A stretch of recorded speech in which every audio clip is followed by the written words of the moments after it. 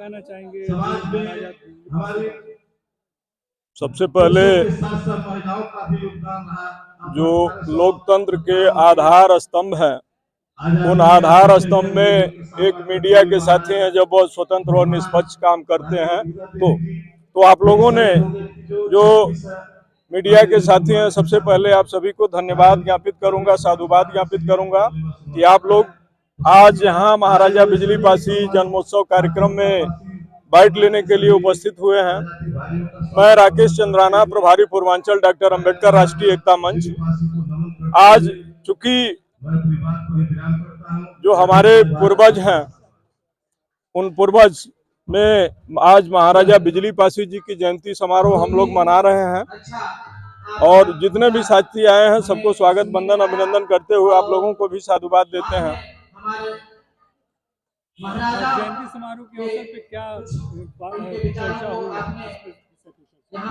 चूंकि आज जो स्थितियां परिस्थितियां हैं हमारी, विशेष करके जो शोषित वंचित पिछड़ा समाज है, इस समाज का जब से देश स्वतंत्र हुआ है और प्रथम आम चुनाव हुए हैं, इस आम चुनाव से लेकर अब तक उनके जो संवैधानिक हक और अधिकार हैं, इन हक और अधिकारों का जो है निरंतर दोहन होता चला आया है। चाहे वह सरकार का कोई भी अंग हो, विधायिका हो, कार्यपालिका हो, यहाँ तक कि न्यायपालिका में आज तक जो हमारे संवैधानिक अधिकार हैं और संविधान के अनुच्छेद 312 का उल्लेख है कि जिस प्रकार से भारतीय प्रशासनिक सेवाओं में क्रियान्वयन होगा, उसी तौर तरीके से हमारे जो भारतीय न्यायिक सेवाओं का भी क्रियान्वयन होगा।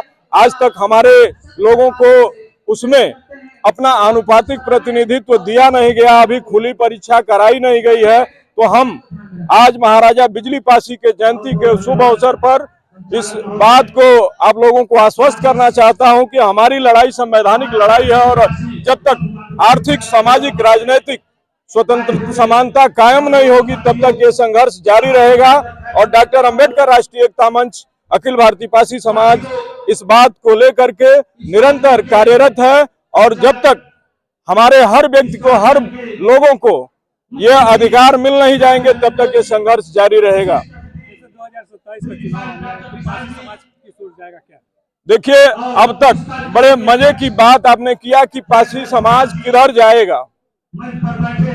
अब तक का जो ये विशेष ये रहा रुझान, 1951-52 में प्रथम आम चुनाव हुए, पंचवर्षीय योजनाओं का क्रियान्वयन हुआ और तब से लेकर के अब तक उत्तर प्रदेश ही नहीं बल्कि भारत में अगर देखा जाए पार्टिकुलर अगर जाति, वैसे हम जाति को बढ़ावा देने वाले काम नहीं करते हैं क्योंकि हम समाज बनाते हैं। बाबा साहब डॉक्टर अंबेडकर ने समाज बनाया था।